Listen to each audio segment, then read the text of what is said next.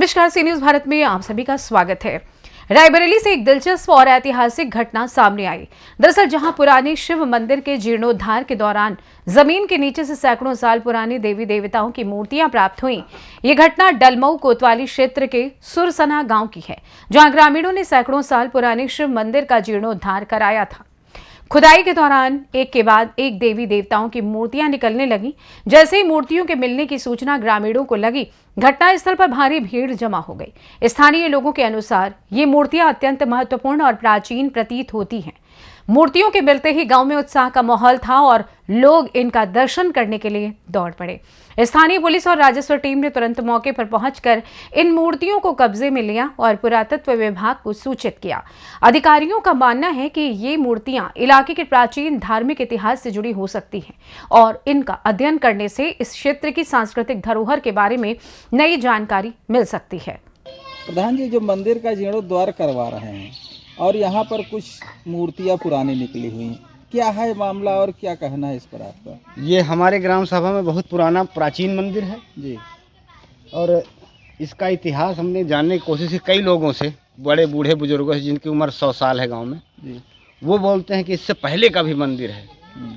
तो हम और हमारे ग्राम वासियों की जिज्ञासा हुई कि इसको हम जो है थोड़ा सा जीर्णोद्धार करा दिया जाए। जी।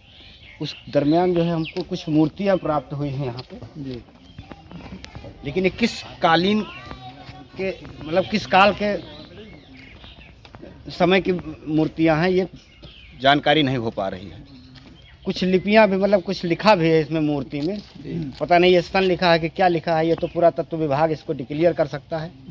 बहरहाल हमारे गांव में जो है बहुत प्राचीन मंदिर है, करीब 300-350 साल पुराना मंदिर है। इसके पहले का जो है, जो भी है बूढ़े बुजुर्ग लोग उसका इतिहास बता ही नहीं पा रहे हैं कि कब से है ये मंदिर। किस चीज का मंदिर था यहाँ? कौन सी मूर्ति स्थापित थी अभी तक? भगवान भोलेनाथ का मंदिर था। अच्छा, भोलेनाथ। हाँ, और कई वर्षों से जो है इसको जो है शिवरात्रि के उपलक्ष्य में यहाँ पे मेला और पूजा पाठ भी आयोजित होता है। गाँव में ये जो मंदिर का जीर्णोद्धार हो रहा है, यहाँ पर जो मूर्तियाँ निकली, इस संबंध में क्या ग्रामीणों की क्या राय है, क्या जी, कह रहे हैं? मेरा नाम श्याम सिंह है जी। और मैं रिटायर्ड सैनिक हूँ और अभी वर्तमान में सहायक शिक्षक हूँ मैं। ये हमारे गांव में बहुत ही प्राचीन शिव मंदिर है और इस शिव मंदिर की स्थापना कब हुई, कैसे हुई, किसने की, इसका इतिहास हमारे गांव में रहने वाला कोई भी व्यक्ति बताने में सक्षम नहीं है। और विगत कई वर्षों से यहाँ शिवरात्रि के उपलक्ष्य में बहुत ही बड़ा भगवान भोलेनाथ की सेवा में बहुत बड़ा मेला लगता है और अपने हमारे गांव और क्षेत्र के बड़े बड़े दुकानदार भी यहाँ आते हैं। हम लोगों ने सामूहिक रूप से प्रयास किया कि इसका जीर्णोद्धार किया जाए और 5 दिसंबर 2024 से इसका जीर्णोद्धार कार्य प्रारंभ हुआ। इस दौरान जब जो पुरानी मूर्तियाँ इसमें दबी हुई थी, जब साफ़ सफाई के लिए उनको निकाला गया तो उसमें विशेष लिपि में बहुत कुछ लिखा हुआ है और जब उसको पढ़ने की कोशिश की गई तो हम लोग उसको पढ़ नहीं पाए हैं। जब बड़े बुजुर्गों से, क्षेत्रीय लोगों से बात की गई तो कुछ लोगों का कहना है कि ये हो सकता है गुप्तकालीन मूर्तियां हों, या कुछ लोग तो यहाँ तक कह रहे हैं कि ये चोल वंशी शासन में इस मंदिर की स्थापना की गई थी।